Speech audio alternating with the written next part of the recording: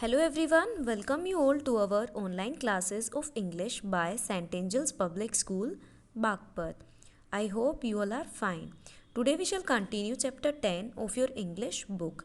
The name of the chapter is The Day the River Spoke. Students, last video में हमने पढ़ा था कि जानू को स्कूल में पढ़ने जाने की अनुमति नहीं थी, तो वह एक दिन परेशान होकर नदी के किनारे बैठ जाती है।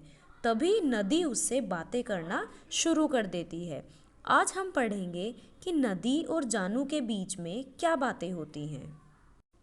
Let's start. You just slip along one morning and sit there in the school and listen to what's going on. नदी जानू से कहती है कि तुम एक सुबह घर से निकलो और स्कूल में जाकर बैठो और सुनो कि वहाँ क्या चल रहा है। May be the teacher will let you stay. क्या पता टीचर तुम्हें वहाँ बैठने दे। आई कुड नॉट गास्प्ड जानू। जानू ने हाफते हुए कहा, नहीं, मैं नहीं जा सकती। I could not, they would scare me. मैं नहीं जा सकती, वो मुझे डराएंगे। They would chase me out. वे मुझे वहाँ से बाहर भगा देंगे। चेज मी आउट का मतलब वहाँ से भगा देना। Now the river laughed. नदी हंसी। You scared, it's sad. और उसने कहा, तुम डर गई।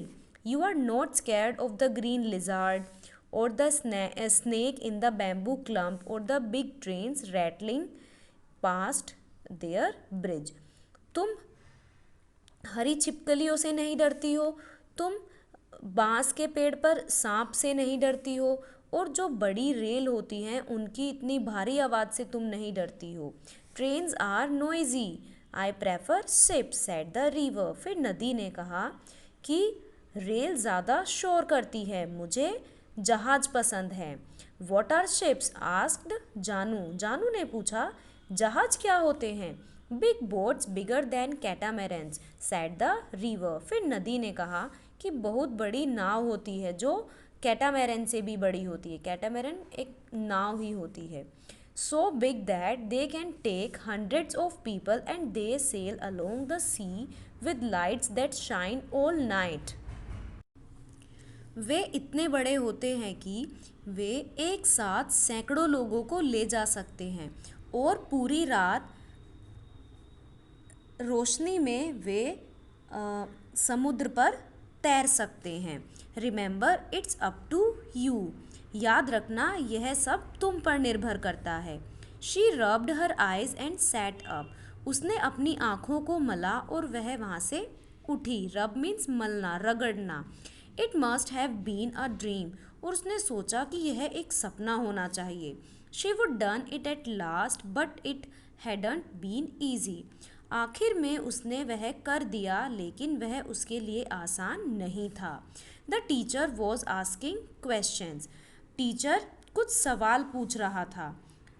When the questions were finished, the teacher said, जब सवाल खत्म हो गए तो टीचर ने कहा, now I have a surprise for you.